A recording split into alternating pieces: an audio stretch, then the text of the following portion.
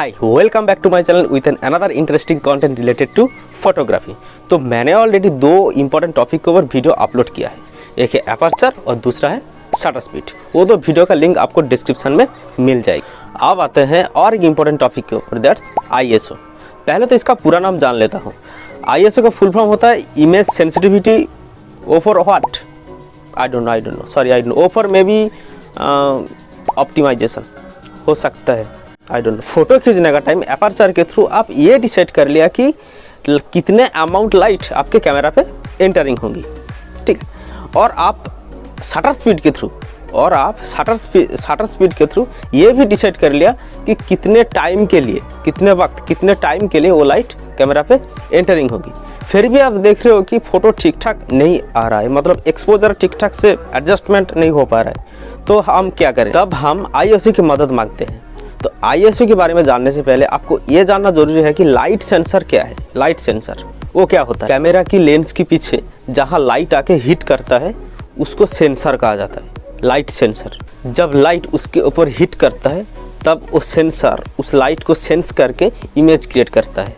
आप अपने मोबाइल के कैमरा के पीछे देखो, कैमरा किस टाइप के होगा? सर्कुलर टाइप के होगा, लेकिन फोटो तो आ रहा है रेक्टेंगुलर शेप में। क्यों? क्योंकि वो सेंसर रेक्टेंगुलर टाइप की होता है, इसलिए वो फोटो भी रेक्टेंगुलर शेप में आता है। समझ गए? ये कैमरे के अंदर जहाँ लाइट सेंसर है, जहाँ इमेज बन रही है, उसको ज़्यादा सेंसिटिव बना देता है, फॉर एग्जाम्पल जब ISO की वैल्यू 100 होता है तब जो सेंसिटिविटी था आपने क्या कर दी, 100 से 200 इंक्रीज कर दी ISO वैल्यू। तो पहले से तुलना में वो सेंसिटिविटी और बढ़ जाएगी, मतलब एक्सपोजर के साथ साथ ब्राइटनेस भी एक स्टेप आगे बढ़ गई। भले ही आपका जो सेटिंग है अपर्चर और शटर स्पीड का वो सेम रहेगा, जैसे जैसे करके आप ISO की वैल्यू बढ़ाते जाओगे, मतलब इंक्रीज करते चले जाओगे, मतलब 100 से 200, 200 से 1600, 1600 से 3200, तो क्या होगा? उसके साथ साथ फोटो का एक्सपोजर और ब्राइटनेस दोनों ही इंक्रीज होता जाएगा, बहुत इंक्रीज होता जाएगा ISO की वैल्यू इंक्रीज होने के साथ साथ। ये सुन के आप सोचती होगी, अरे वाह, जहाँ ज़रूरत से ज़्यादा लाइट कम वहाँ तो मैं ISO फुल कर दूंगा और फोटो भी क्लियर और ब्राइटनेस भी बहुत अच्छे से आ जाएगी। No, never do this.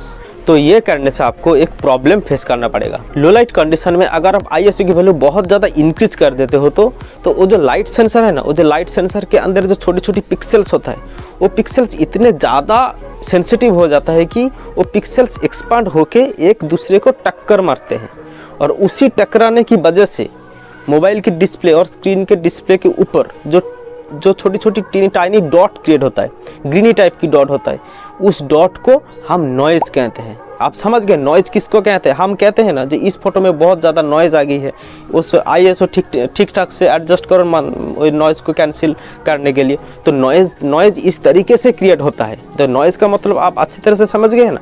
तो नॉइज़ इस तरीके से क्रिएट होता है। नॉइज़ मतलब जो दो पिक्सल्स होते हैं, दो पिक्सल आपस में आके जब टक्कर मारता है तो डिस्प्ले के ऊपर जो डॉट क्रिएट होता है उस टकराने की वजह से उसको हम नॉइज़ कहते हैं। समझ गए? देखो, फोटो में नॉइज़ तो मेरे को बिल्कुल नहीं पसंद है, आप लोगों को क्या पता। तो लो लाइट कंडीशन में अगर आप नॉइज़ से छुटकारा पाना चाहते हो तो मेहनत करो। मेहनत मतलब क्या? मेहनत मतलब आप जिस सब्जेक्ट के ऊपर फोकस करके आप फ़ोटो खींचना चाहते हो उस सब्जेक्ट के ऊपर बाहर से कोई लाइट या फ्लैश मारो।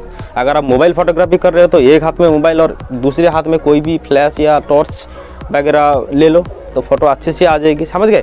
और एक बात सुनो, आप नॉर्मली बाहर जाते हो फ़ोटो खींचने के लिए, तो अभी तो ये गर्मी का सीजन है, तो इस सिचुएशन में प्रॉब्लम क्या होता है, इतनी सनलाइट इतनी बहुत ज़्यादा होता है कि जो फ़ोटो आप खींचने जा रहे हो वो फ़ोटो ओवर एक्सपोज होकर बहुत ब्राइट हो जाता है और बहुत नॉइज़ भी आ रहा है। तो इस कंडीशन में आप क्या करोगे?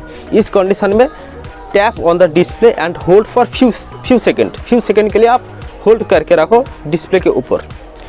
क्या होगा? तो focus would be locked, focus lock हो जाएगा। तो फिर क्या करोगे? स्क्रॉल डाउन क्यों करोगे? स्क्रॉल डाउन करने से देखोगे ISO धीरे धीरे कम होता चला जाएगा और नॉइज़ भी धीरे धीरे कैंसिल होता जाएगा। तो scroll down and cancel noise and देखोगे तो जो फोटो बहुत स्मूथ और क्लियर आ जाएगा।